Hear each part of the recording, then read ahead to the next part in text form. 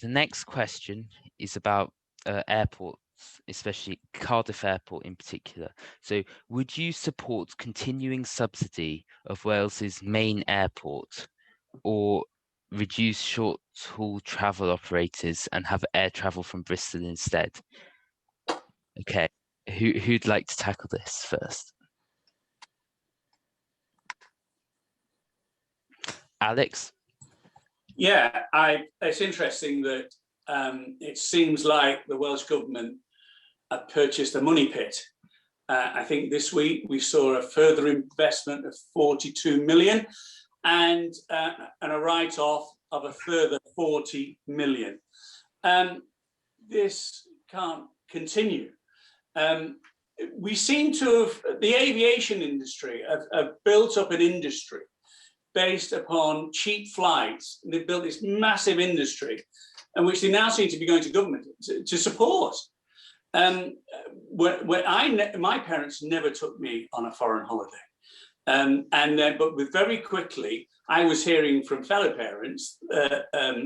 My son's only 6. I hear now that my children would be so angry if they don't go on a foreign holiday. It's not a holiday unless they go on an airplane. That has to change.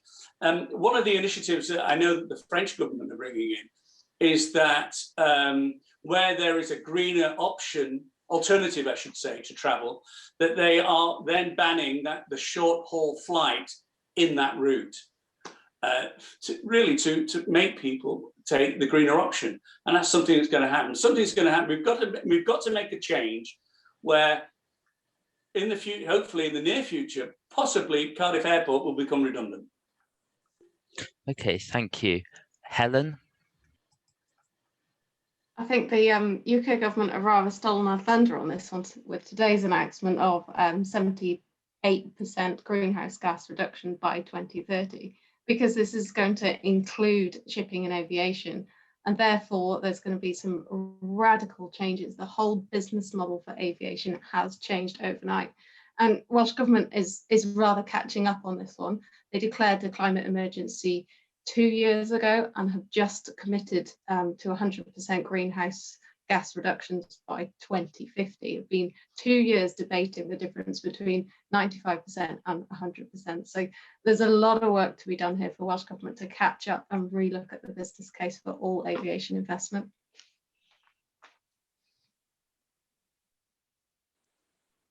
Thank you. Jenny? Thanks very much. I think it's outrageous that the UK government gave £10 million to Bristol Airport, but nothing to Cardiff Airport. And that was an ideological decision. If we're going to have airports, it's better to be using Cardiff Airport rather than forcing people to go to drive at the moment is probably the most realistic option, all the way to Bristol Airport, which is a horrendously difficult place to get to. But I think there's no doubt that Cardiff Airport would have closed had the Welsh Government not intervened and taken it over. They are now in a very difficult position because clearly the holiday travel industry is completely being reshaped. I certainly am not rushing to get on a plane anytime soon. But nevertheless, Cardiff Airport was very important for bringing in essential PPE supplies during the pandemic, and also bringing in things like vaccinations. So we still will need airports somewhere, and I think it's better that Wales has an airport, and it's a far superior airport to Bristol because it has got this very long runway which enables you to do transatlantic flight. But I don't discount the fact that we are in very deep on Cardiff Airport, and it's quite difficult to see how the Welsh Government's going to get out of it. I'm rather different from many of my party. I never supported the extension of another runway at Heathrow. I think we need to do less flying. We need to have a level playing field where air fuel is charged the same as when you fill up your car. Okay, thank you. Callum? Thanks. Before I answer my question, can I just ask Jenny something? Genuine question. Jenny, you said something about UK government gave money to Bristol but not Cardiff. I'm just wondering what the context for that was. Well, it was because when they were dishing out money to airports who said they were in difficulty because of the pandemic. It was really quite recently, Okay. in the last 3 months. Okay. Well, probably playing devil's advocate here. Maybe they just thought it's the Welsh government's role to look after Cardiff airports. But again, I didn't know about that story. But as regards to Cardiff Airport, the Conservatives support it being moved out of public ownership. It isn't right that Welsh taxpayers have already paid over £133 million for the airport since the Welsh government bought it back in 2015 in another one of their trademark purchase bailouts and loans schemes. But we don't want to get rid of the airport in terms of an actual industry. It supports so many jobs. It gives people happiness in terms of flying abroad.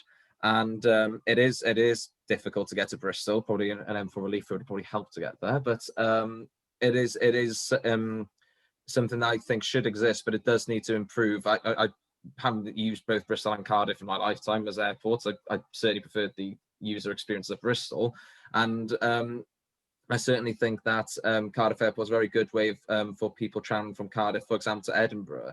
In terms of having good relations with Scottish people, the Scottish government, which is obviously heavily influencing Wales at the moment, at least, but also to see family and friends there. Thank you. Rhys? Whether Cardiff Airport should remain under public or private ownership, or whether Bristol Airport had more money than Cardiff Airport, to me is irrelevant.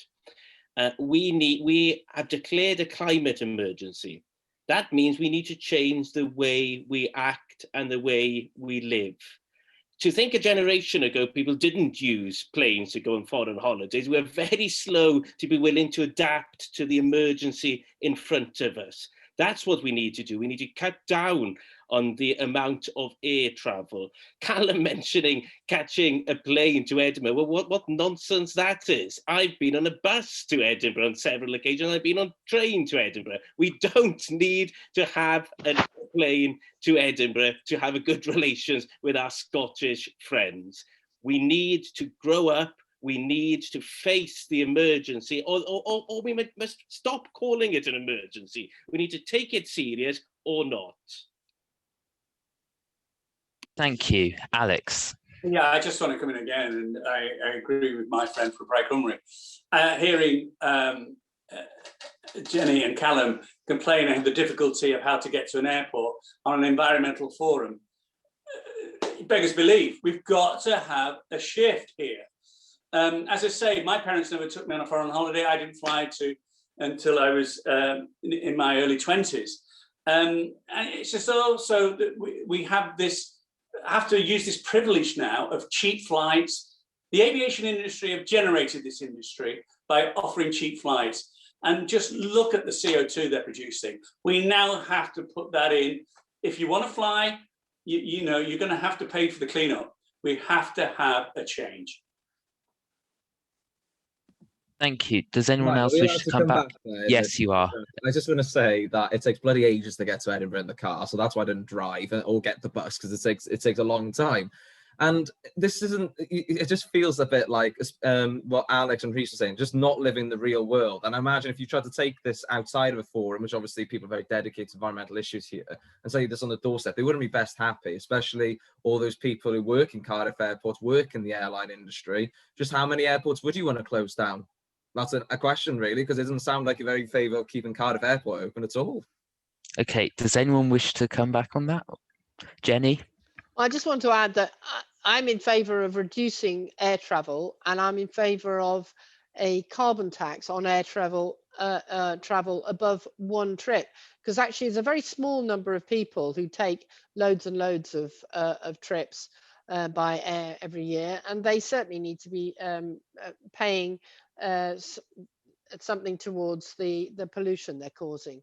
I think it's a really difficult issue, but I certainly, if we're going to ever travel to the Americas, it is possible to go by ship, but it'd be very restrictive and it would only really be for the wealthy. So I think that's a difficult message to people who've got family in the Americas or in the Indian subcontinent or China or wherever. So I think a little bit more reflection on transatlantic travel and how we would do that whilst meeting our zero carbon objectives. But I think for short journeys like within Europe, we should be using the train. Thank you. Alex, you want to Yeah, confirm? yeah. I mean, we've had friends over in Norfolk. It's a long way. You know what we do? We meet halfway. We still see them. I don't not see them because they don't have an airport or we don't fly. There are ways around this, and yeah, it just that we, you know, as I say, we've just got to make a change of how we look at it. And you know, there's people that I know. My son's nearly 7 within the group where they'll go away for a skiing holiday early year. They'll have their summer holiday, and there'll be an autumn holiday, all flying. And then you go in the business. I mean, and we built it that our children somehow expect this. That if it isn't a holiday unless they go on an airplane, that's crazy. We holiday in West Wales. It's wonderful. More people should do it. You know, we're seeing that we've got into this cycle of it's not a holiday unless we fly. We've got to do it. Listen, I love to travel. I want my son to experience other parts of the world, but we're not going to do that 3 times a year, and we won't do it every year. We'll do it every now and then. And I'm quite happy to pay for the privilege of cleaning up after me. Thank you. We've spent a long time on this, so it will just be Helen, and then we'll move on. Yeah, I just wanted to point out that we all pay the cost of cheap flights through the impacts of climate change and flooding in our Welsh Valleys communities and the increases on our insurance premiums. But also to highlight that it's the top 10% of earners generating 50% of global greenhouse gas emissions. So a carbon tax will be hitting those people most. So yes, Callum, you can jump on a plane to Edinburgh, but it's certainly not going to cost the £30 or £50 that it's cost in the past.